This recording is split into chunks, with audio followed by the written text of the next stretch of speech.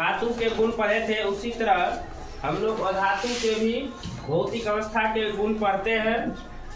जैसे धातु में चमक पाया जाता था, उसी प्रकार यहाँ चमक जो ऐसे यहाँ लिखी है, अधातु में चमक नहीं होती है।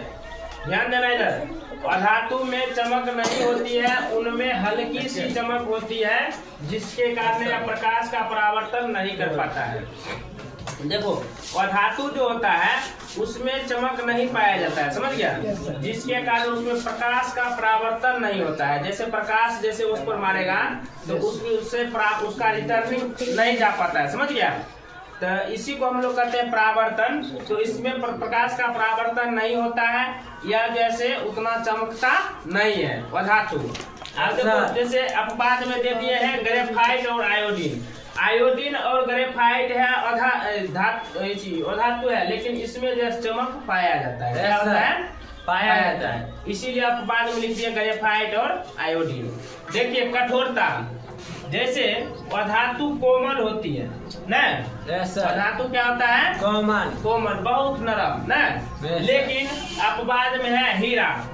हीरा देख, हीरा जानता है, सब आदमी नाम जानता है हीरा का। हीरा जो होता है बहुत कठोर होता है, अधातु है लेकिन यह कठोर है। क्या है, कठोर है, समझ गया। अधातु कोमल होती है, लेकिन अपवाद में क्या है, हीरा। हीरा जो है सर्वाधिक कठोर होती है। अब देखो आघात वर्धनीय, जिस तरह हम धातु में पढ़े थे ना आघात वर्धनीय तनीय तार, उसी तरह इसमें भी आघात वर्धनीय पढ़ते हैं।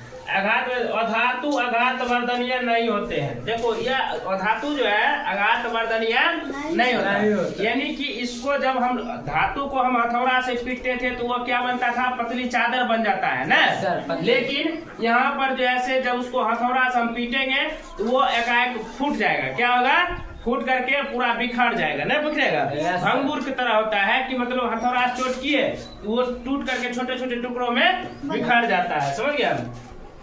हथौड़े के चोट से छोटे छोटे टुकड़ों में टूट जाते हैं, बिखर जाता है। जैसे कोई ऐसा सामान मान लो रखो न, देखने में लगता है कि हाँ ठीक ठाक है, मजबूत है, और उस पर जो ही हथौड़ा मारेगा तो छोटा छोटा टुकड़ा में वो टूट जाएगा, तुरंत नहीं टूटेगा। इसका मतलब वह तो उसको मारने के बाद वह जो ऐसे सही नहीं रहेगा, वह जैसे चिपटेगा नहीं, वह टूट के बिखर जाएगा। जबकि अधातु जो है उसमें आघात वर्धनीय गुण पाया जाता है, उसको पीटने के बाद क्या होता है, वह पतला होते जाता है ना, वो टूटता नहीं है।